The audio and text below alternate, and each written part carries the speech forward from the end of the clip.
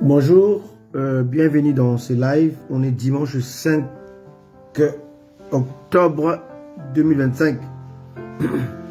Je vous salue tous au nom de Jésus. Je vous demande de vous connecter au Seigneur, mais également dans ce live. Et je crois de tout mon cœur que ce live vous bénira et vous apportera vraiment un réconfort, un soulagement, une paix, la paix du cœur et l'encouragement dans le Seigneur. On ne sera pas long. On est là pour moins d'une heure, même une demi-heure. Et je vous demande vraiment d'être attentif à ce qui sera dit et partagé, ce que Dieu a mis sur mon cœur. Et vous serez bénis par cette parole que je vais intituler La gratuité de Dieu. Et sans plus tarder, on va prier le Seigneur. Notre Père, notre Dieu, nous te disons merci pour ta grâce et pour ta parole. Nous te prions, Seigneur, de nous accorder ta grâce, ta paix et ta joie, et de nous aider par ton esprit, pour que nous puissions comprendre, saisir la profondeur de cette parole. Nous te prions, Père, d'ouvrir nos esprits, pour que nous puissions vraiment saisir l'ainsi dit le Seigneur. Nous te prions, Père, au nom de Jésus. Amen. Merci à vous qui êtes là, à vous qui allez vous connecter pendant et après ce live. Et j'espère de tout mon cœur que vous serez bénis par ce live. Connectez-vous, connectez les autres. Partagez ce live afin de bénir une personne. Et je crois que ce live bénira au moins une personne. C'est notre leitmotiv. Alors, allons-y dans le vif du sujet. Aujourd'hui, je suis là pour parler de la gratuité de Dieu. Qu'est-ce qui est gratuit pour Dieu et qu'est-ce qui ne l'est pas? Et que veut dire la gratuité de Dieu? Alors, la gratuité de Dieu est différente à celle des hommes. Hein? En effet, cette gratuité comporte plusieurs exigences. En fait, le Seigneur nous parle de venir acheter sans argent, sans payer, sans rien avoir. Or, quand on parle de l'achat, il y a forcément de l'argent. Mais Dieu parle de l'achat sans argent. Alors, cette façon de faire nous dépasse un tout petit peu. Alors, je vais aller consulter deux prophètes messianiques. L'un a été avant Jésus et après Jésus. Et les deux ont parlé de Jésus d'une manière particulière. Allons-y d'abord consulter le premier prophète messianique qui s'appelait Ésaïe. Amen. Et lui, il parle de ça dans Ésaïe 55, verset 1. Si nous lisons la parole de Dieu. Vous tous qui avez soif, venez aux eaux. Même celui qui n'a pas d'argent, venez acheter et mangez. Venez acheter du vin et du lait, sans argent, sans rien payer. Verset 2. Pourquoi pesez-vous de l'argent pour ce qui ne nourrit pas? Pourquoi travaillez-vous pour ce qui ne rassasie pas? Écoutez-moi donc, et vous mangerez ce qui est bon, et votre âme se délectera de mets succulents. Alléluia. Ici, Dieu parle à son peuple au travers du prophète Ésaïe.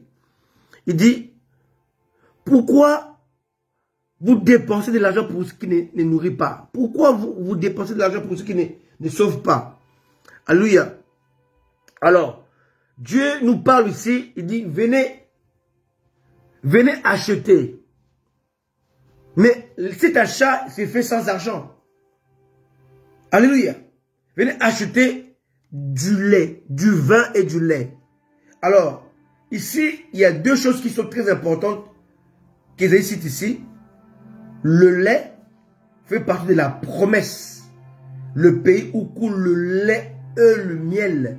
Le lait et le miel symbolisaient la tranquillité, la prise en charge de Dieu. Alléluia.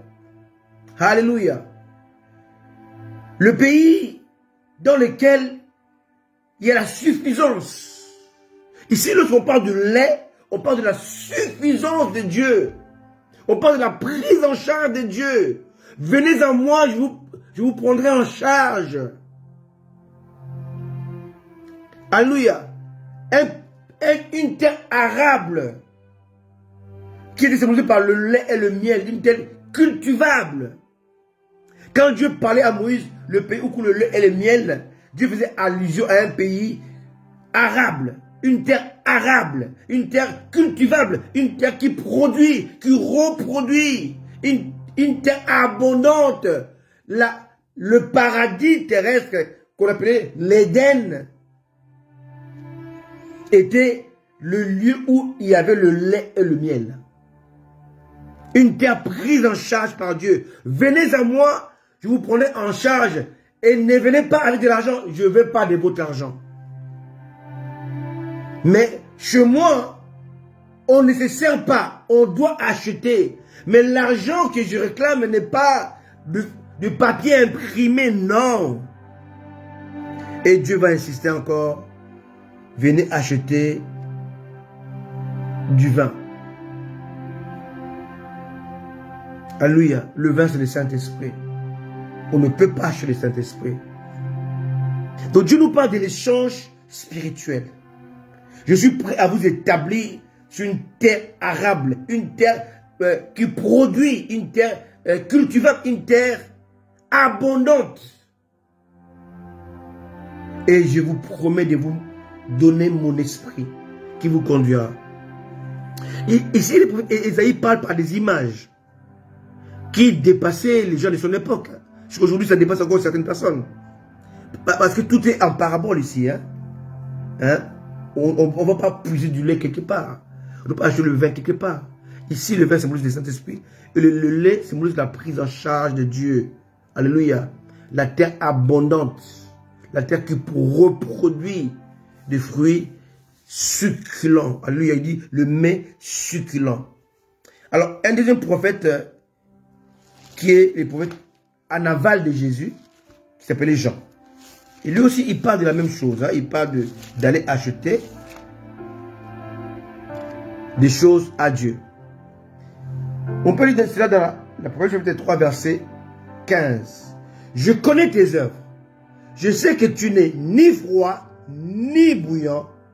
Puisses-tu être froid ou bouillant? Ainsi, parce que tu es tiède et que tu n'es ni froid ni bouillant, je te vomirai de ma bouche. Ici, Dieu reproche à son peuple qui est tantôt à gauche, tantôt à droite, tantôt en haut, tantôt en bas, tantôt heureux, tantôt en colère, tantôt attristé. Un peuple sans position. Aujourd'hui, dans le monde entier, le peuple le plus dangereux, c'est les chrétiens. Je le suis moi-même, mais je le dis. Ce matin, quand je me suis réveillé, j'ai dit, mais pourquoi tout ce que nous avons comme problème sur la terre sont causés par les chrétiens? Moi, je travaille. Et je suis entouré des musulmans. Je n'ai pas dit que l'islam est mieux que la christianité. Je n'ai pas dit ça. Mais on a l'impression que les chrétiens sont bipolaires. Ils sont tantôt plutôt, comme on dit au Congo, tantôt plutôt. Ils n'ont pas de position. Il peut te faire du mal, mais gratuitement. Il peut t'offenser gratuitement. Il peut te traîner dans la boue gratuitement. Et pourtant, nous avons la vie. Nous avons Jésus. Nous avons le Saint-Esprit. Nous avons la parole de Dieu. Mais notre comportement, notre attitude laisse à désirer. Le christianisme n'est pas un modèle aujourd'hui. Quand on voit tous les hommes de Dieu qui déconnent, ce sont les hommes de Dieu chrétiens. On ne verra jamais un imam, un rabbin, ou un bouddhiste, un maître bouddhiste. Donc les guides spirituels que nous connaissons aujourd'hui, les plus dangereux, ce sont les guides spirituels chrétiens. Pourquoi? Parce que le christianisme n'a jamais compris Dieu, n'a jamais sondé Dieu, n'a jamais saisi Dieu, n'a jamais compris l'alliance de Dieu, n'a jamais compris l'amour de Dieu, n'a jamais compris la suffisance de Dieu. C'est un peuple qui marche avec un Dieu qui ne connaît pas. Un Dieu qui est tout, mais un Dieu qui ne peut rien pour eux. Parce qu'ils ne comprennent pas la gratuité de Dieu. Alléluia. Voilà le problème. On a des garanties, mais on ne sait pas s'en saisir. Ici, j'en parle de l'église de Laodicée. Alléluia. L'église de Laodicée est l'image de l'église dans un temps de l'apostasie. L'apostasie, c'est quoi? C'est il y a la lumière, mais elle ne brille pas. Elle n'éclaire pas. On n'en bénéficie pas de son éclat.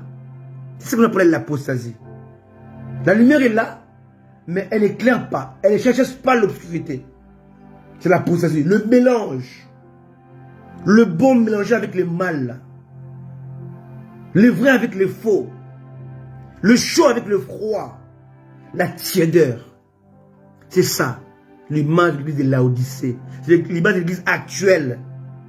Où tout est mélangé. Si vous allez dans les concerts mondains, les gens qui ont rempli les concerts mondains, c'est les mêmes gens qui vont remplir les concerts chrétiens. C'est le même genre. Le même pasteur qui prêche Jésus puissamment. Le même pasteur qui vit dans la fornication, dans le mensonge, dans l'idolâtrie et dans l'escroquerie. Ni bouillant, ni froid. La tiédeur. Et Dieu nous dit que pour s'en sortir, il faut aller vers lui. Il dit, venez à moi. Alléluia. Verset 17. Parce que tu dis, je suis riche. Je me suis enrichi. Je n'ai besoin de rien. Et parce que tu ne sais pas que tu es malheureux, misérable, pauvre, aveugle et nu. 18, il dit, je te conseille d'acheter de moi de l'or éprouvé par le feu, afin que tu deviennes riche, des vêtements blancs, afin que tu sois vêtu, et que la honte de ta nudité ne paraisse pas, et un collier pour oindre tes yeux, afin que tu voies. Bien aimé, les gens à qui Dieu s'adressait, c'est pour les gens riches. Des gens vêtus. Mais Dieu dit, vous êtes nus. Des gens qui croyaient voir. Mais Dieu dit, non, tu ne vois pas. Tu as besoin de mon collier pour mieux voir. Alléluia. Vous savez, les péchés déforment notre vision. Jésus a prié pour un homme aveugle. Il dit, est-ce que tu vois? Il dit, je vois les hommes comme les arbres qui marchent. Donc sa vision, sa conception était déformée par le péché. Tu crois voir, mais ta vision est déformée par ton incrédulité, par ta fausseté. Tu crois que tu es riche, mais Dieu dit que tu es pauvre. Tu crois que tu es habillé en costume, en tailleur, Dieu dit que tu es nu. Vous savez, Adam portait des vêtements de gloire qu'il ne voyait pas. Mais le jour où il a péché, il s'est vu nu. Et pourtant, il a été créé nu. Il a toujours été nu. Mais il avait des vêtements qu'il ne voyait pas. Bien aimé, avec la grâce de Dieu, nous avons des choses que nous ne voyons pas. La faveur que nous ne voyons pas. Mais le jour où nous péchions, on se verra carrément dépouillé de tout. Parce que Jésus est tout en tous. Alléluia. Alléluia. Église, venez. Venons acheter. Achetons à Dieu. Mais ici, Dieu parle de l'achat dans Ésaïe 55. Dans la chapitre 3. Mais comment peut-on acheter sans argent? C'est ça la question. Cette gratuité est exigeante, oui. Il y a un prix à payer, oui. Mais si cet argent n'est pas le papier imprimé. Alléluia. Cet argent, c'est la foi. C'est avec la foi que l'on peut acheter de Dieu. Pourquoi? Parce que Dieu est invisible. Dieu n'a que faire de notre argent. Ça ne l'intéresse pas. Alléluia. Alléluia. Alléluia. Ton argent, mon argent, n'intéresse pas Dieu. Il va faire quoi avec ça? Le divin, le surnaturel, notre Dieu, n'acceptera jamais l'argent en papier imprimé. Aussi, le langage utilisé par les prophètes Ésaïe, par les prophètes Jean, est méconnu. Il faut être un homme irradié par la grâce de Dieu. Un homme irradié par la sanctification. Un homme irradié par la purification. Si tu n'es pas, tu es non purifié, non sanctifié, non transformé. Tu ne peux pas comprendre le langage de Dieu car c'est un langage spirituel. Il faut être spirituel pour le saisir. Quand Dieu parle d'acheter, il ne s'agit pas de l'argent en papier imprimé ou en métal. Non. Il s'agit de la foi. Alléluia. Alléluia. Vous savez, de lundi au vendredi, je me lève tous les jours à 5 h du matin. Je me prépare et je pars au travail. Et quand j'arrive à procéder de mon travail, je marche avec 10 minutes en sortant du train. Et je vois, il fait encore nuit, hein, vous savez, en hiver, le matin, en Afrique, oui, à 5 h du matin, quand c'est à faire jour. Mais en hiver, il fait nuit, il fait encore noir. Mais tu vois plein d'oiseaux, des pigeons, d'autres oiseaux. Ils sont là en train de becqueter. En train de becqueter, de manger. Mais Dieu a dit, Jésus l'a dit. Il dit, les oiseaux ne mangent, ne travaillent, ni ne sèment, mais ils sont nourris. Mais la nourriture que Dieu leur donne, il les éparpille sur la terre. Ils doivent aller les chercher. Alléluia. Et pour ce faire, les oiseaux qui se lèvent tard ne mangent pas. Alléluia. Ils se lèvent tôt. Ils payent les prix. C'est leur manière de payer le prix. C'est leur manière de se servir ce que Dieu a donné. Quand Dieu dit venez, c'est ça qu'on appelle la gratuité de Dieu. Dieu a promis aux oiseaux, je vais vous nourrir. Mais en conséquence, en contrepartie, les oiseaux se couchent tôt pour se lever tôt. Alléluia. Amen. Ils ont compris le langage de Dieu. Tout est gratuit, mais il y a un prix à payer. Le prix du sommeil. Alléluia. Il y a un prix à payer. Et le prix de la gratuité pour les oiseaux, c'est de se lever tôt, quand il fait encore noir. Alors que moi, je marche à mon travail, je vois les oiseaux qui sont préoccupés à trouver la nourriture que Dieu leur a donnée gratuitement. Dieu les a éparpillés. Il faut qu'ils aillent le chercher. C'est gratuit, mais il faut le chercher. Alléluia. Dieu a dit, c'est gratuit, mais il faut le trouver. C'est gratuit, mais il faut le payer. Alléluia. C'est gratuit, mais il faut être là où Dieu a placé ta bénédiction, ta grâce, ta faveur. Alléluia. Alléluia. La parole de Dieu affirme cela. Que Dieu nourrit les oiseaux. Mais les oiseaux ne sont pas nourris en ouvrant le bec et Dieu met la nourriture. Non, non, non. Ils sont nourris en se levant tôt. Et en cherchant partout où Dieu a dispatché la nourriture. Alléluia. Alléluia. Alléluia. Mais à quel prix? À quel prix? La gratuité est à quel prix? Vous savez, j'ai écouté une chanson du pasteur Atoms. Cette chanson parle un peu de ce que je prêche maintenant. Il dit dans sa chanson, il dit, même une chose gratuite requiert des critères. La chose s'appelle tout est grâce. Je crois. Hein? Souvent, mon épouse écoutez ça souvent dans la voiture lorsque nous voyageons. Elle met ses CD et puis elle écoute ça.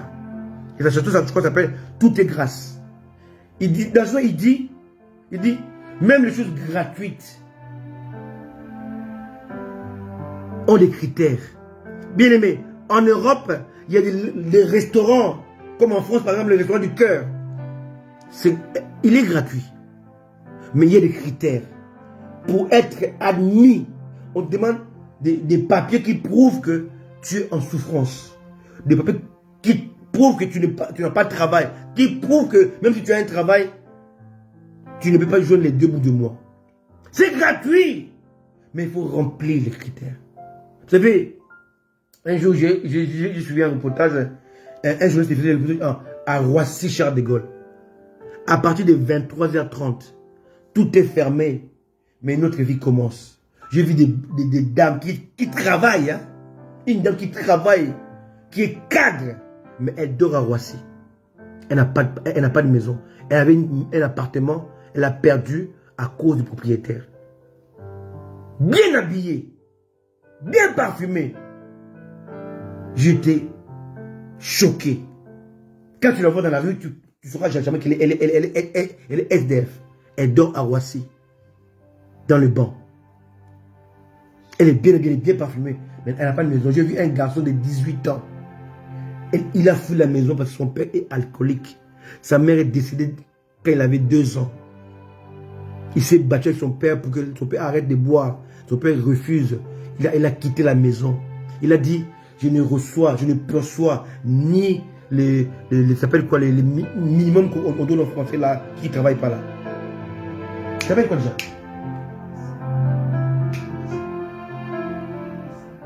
RSA. Voilà, les RSA. Qu'on donne aux Français qui ne travaillent pas. Il dit, même les RSA, je ne les reçois pas. Un Français blanc.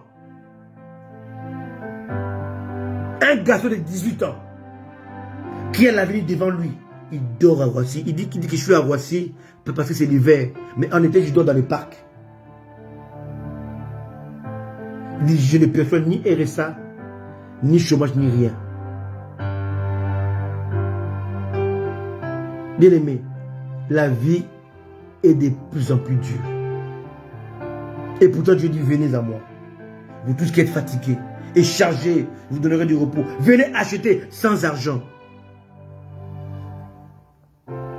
Alléluia. Dieu nous parle aussi que le salut est gratuit. Mais est-ce que nous avons déjà compris la gratuité du salut? Le salut c'est gratuite. Et ça, pardon, gratuit, pardon. Mais il y a de plus en plus de perdus. Quand ils ne comprennent pas la profondeur de cette gratuité. Le salut est gratuit. Mais il y a beaucoup de perdus. Comment est-ce possible? Comment est-ce que Dieu dit que c'est gratuit, mais il y a peu qui accèdent à cette gratuité? Alléluia. Alléluia. Parce qu'il y a des critères de la gratuité. Alléluia. Il y a des critères pour accéder à cette gratuité que les chrétiens lambda ignorent. Nous sommes sauvés par la grâce. C'est la gratuité de Dieu. C'est la part de Dieu. Mais au moins de la foi. Quelle foi? Celle de Dieu? Non. Notre foi. C'est notre part. Tu es sauvé par Dieu, mais ton salut exige ta part. Ta foi. Nous sommes sauvés par la grâce. C'est la gratuité de Dieu. C'est de la part de Dieu. Mais au moins de la foi qui est notre part. Bien entendu, cette foi qui déclenche le salut doit correspondre aux exigences de Dieu. Alléluia. Elle doit être basée et issue de la parole de Christ. Non pas de la parole de Dieu. Alléluia. Quelqu'un me dit, mais Christ c'est Dieu. Oui, c'est vrai. Mais il y a une nuance. La foi vient de ce que l'on entend Est-ce que ce que l'on entend vient de la parole du Christ? Il n'est pas dit parole de Dieu. Il y a des versions qui disent parole de Dieu. Ce sont les versions qui n'ont pas compris la puissance de Dieu. La foi vient de ce qu'on entend, et ce qu'on entend vient de la parole du Christ. Pourquoi Paul a insisté de mettre Christ à la place de Dieu? Parce que Christ, c'est le Dieu révélé. Alléluia. La foi dont tu dois jouir, la foi qui doit te conduire à ton salut, doit venir de Dieu qui est révélé, qui se révélait en Jésus. La parole prononcée par Jésus, transcrite par ses disciples, par ses apôtres, par ses serviteurs. C'est cette foi-là qui sauve. Il n'y a aucune foi qui peut te sauver qui ne vient pas parce que Jésus a dit. Alléluia. Alléluia. Alléluia. Quand on dit la parole de Dieu, on peut prendre la parole de Moïse, d'Abraham, d'Isaac, d'Élisée, d'Ésaïe. Non, la parole du Christ, la foi qui sauve doit émaner de la parole du Christ, de Dieu qui s'est révélé, qui s'est sacrifié, qui s'est donné. La foi qui sauve doit être issue de ce que Jésus a dit, ce que Jésus a accompli, Jésus a fait, Jésus a réalisé. Voilà pourquoi on dit de la parole du Christ. Le Christ, c'est le Dieu révélé. Dieu fait homme. Dieu qui fait homme. Dieu devenu fils de Dieu. Quelqu'un a dit, non, Jésus-Christ n'est pas fils de Dieu, il est Dieu. Non. Si Jésus-Christ n'est pas fils de Dieu, alors Jésus-Christ n'est pas le sauveur du monde. Pour sauver le monde, il doit devenir fils de Dieu. Car le fils qui a été livré, le fils qui a été sacrifié, le fils qui a porté la croix, le fils qui a dit tout est accompli, le fils qui a porté nos fardeaux, le fils qui a porté nos soucis, le fils qui nous a donné le Saint-Esprit. Le fils de Dieu doit exister dans ta vie pour que tu aies le salut.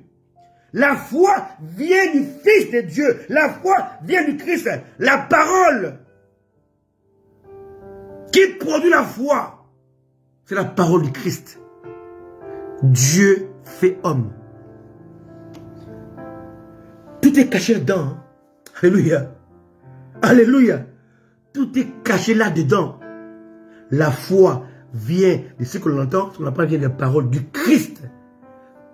Pas de Dieu. Quand tu dis Dieu, parole de Dieu prononcée par Moïse, parole de Dieu prononcée par Abraham, parole de Dieu prononcée par Isaac, parole de Dieu prononcée par David. Là, on est à côté. On parle de la foi qui sauve. C'est la foi qui émane de ce que Jésus a dit. Alléluia.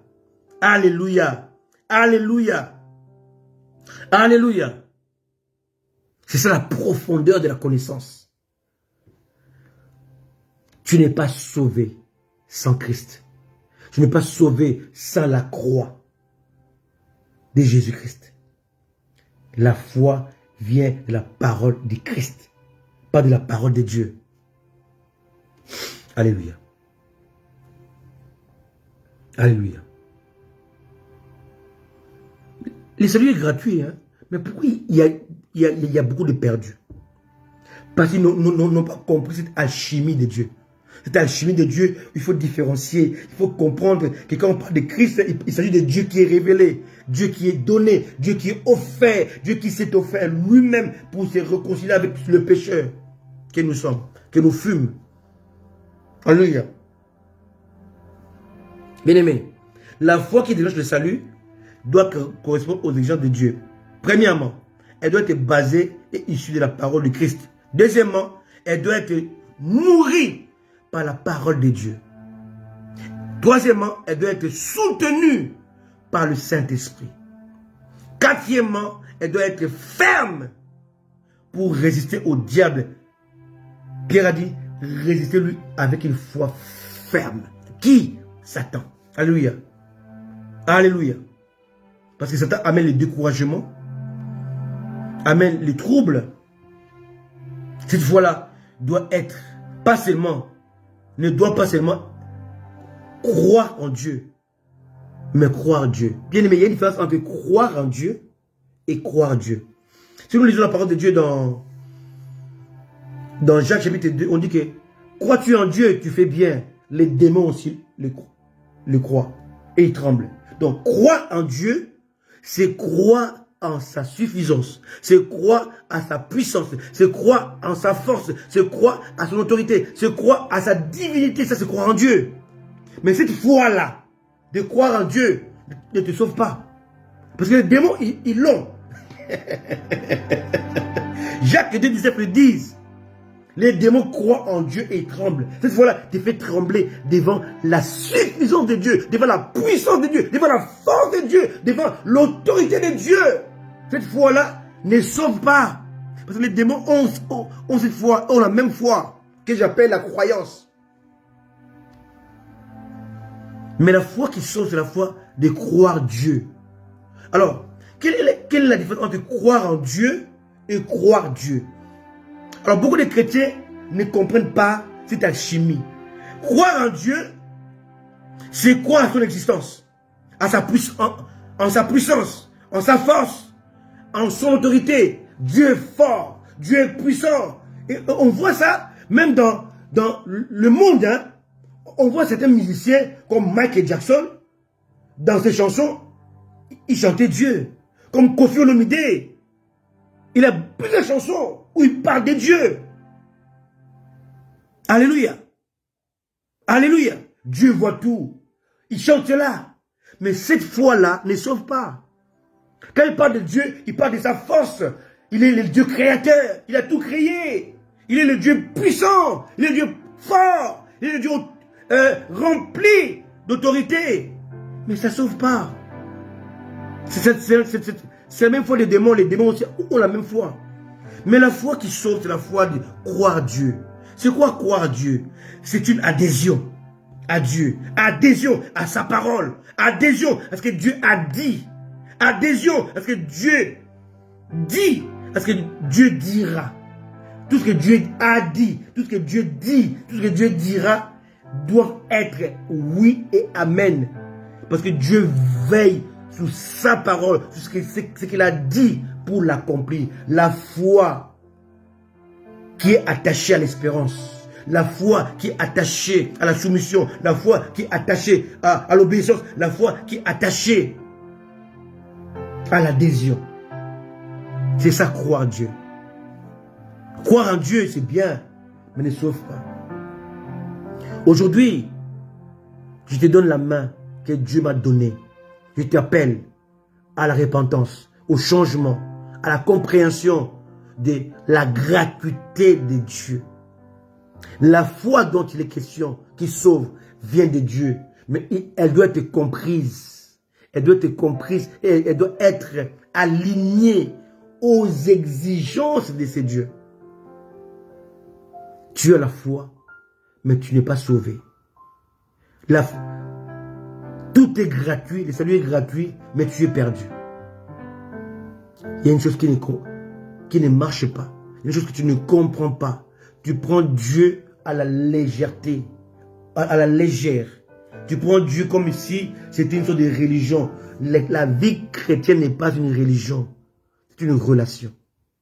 Alléluia. La définition que tu as de Dieu est totalement et complètement fausse. Parce que Dieu, quand tu dis que c'est gratuit, il y a les contreparties. Il y a ta part. L'oiseau, les oiseaux, manger c'est gratuit pour eux. Mais quand tu es parti, ils se lèvent tôt. Alléluia. Alléluia. Alléluia. Dieu a sauvé l'homme. L'homme en contrepartie doit l'adorer. Doit le suivre. Doit se soumettre à lui. Doit lui obéir. Doit marcher avec lui. Doit apprendre à l'écouter. Doit apprendre à marcher avec son esprit. Il y a toujours une contrepartie. Sous la terre, il n'y a rien de gratuit. Alléluia. Quand tu vois voir un marabout dit, moi je ne fais pas payer, ça veut dire que c'est un piège. Tout ce qui est gratuit est dangereux. Parce qu'on ne comprend pas qu'est-ce qui est caché derrière la gratuité. Alléluia. Alléluia. Alléluia. Alléluia. Quand on grandissait, on avait un grand frère du quartier même avenue. À chaque fois qu'il devait jouer au stade, c'était un joueur. Il achetait des bonbons, des gâteaux, le chocolat. Il les distribuait aux enfants. Nous, on était encore jeunes. Et souvent, on les mangeait. Mais ce qu'on ignorait, c'est qu'il essayait d'acheter la grâce que nous avions. Et on se rend compte qu'aujourd'hui, adulte, cet homme est mort déjà. Il est déjà mort. C'est un joueur de football. Mais il achetait notre innocence. Il achetait notre ignorance. Il achetait ce que Dieu avait mis en nous. Mais pour nous, c'était gratuit. Mais pourquoi seulement il le faisait quand il devait jouer au football, au stade? Bien aimé, tout ce qui est gratuit dans le monde coûte très cher. Mon épouse dit toujours, tout ce qui est moins cher est trop cher. Quand vous êtes dans un magasin, tout ce qui est moins cher à la portée de main, qui ne coûte pas cher, c'est ce qui est détruit. Alléluia. Si vous voyez qu'il y a, par exemple, je sais pas moi, il y a le pain, on dit, celui-là est 2 €, celui-là est 50 centimes. Ça veut dire que celui de 50 centimes peut te causer des maladies. Alléluia. Alléluia. Alléluia. Bien aimé, le prix d'un article dépend de comment l'article a été fabriqué. Plus on met du temps à le fabriquer, plus le prix est élevé. Jésus a payé un grand prix. Mais quand il dit que venez apprendre ce qu'il a accompli de manière gratuite, si on ne comprend pas que la gratuité de Dieu ne veut pas dire c'est gratuit. Tu n'as rien à faire, c'est faux. La gratuité de Dieu exige ta part, ta foi, ta participation. Que Dieu vous bénisse. Et lui et moi, on sera toujours là pour vous apporter l'ainsi dit le Seigneur. Aujourd'hui, c'était la gratuité de Dieu qui n'est pas du tout gratuit au terme des hommes, qui est un échange. Il t'a sauvé, en contrepartie, tu dois lui obéir. Il t'a sauvé, en contrepartie, il faut te soumettre à lui. Il t'a sauvé, en contrepartie, il faut propager son message. Il t'a sauvé, en contrepartie, tu dois l'adorer. En contrepartie, tu dois te consacrer. Tu dois te donner à lui. Vivre pour lui. Vivre par lui et vivre en lui. Soyez bénis, soyez conséquents. Jésus-Christ revient bientôt. S'il ne revient pas ce soir, on sera le dimanche prochain. S'il revient ce soir, rendez-vous donné dans les airs. S'il revient cette semaine, on se verra dans les airs. Mais s'il ne revient pas, on est là encore dimanche prochain pour vous apporter l'ainsi dit le Seigneur. Sachez-le que tout ce qui est gratuit n'est pas gratuit. Alléluia. Aujourd'hui, c'était la gratuité de Dieu. Soyez bénis, soyez conséquents. Je suis revenu bientôt. Soyez bénis. À très bientôt. Ciao, bye bye.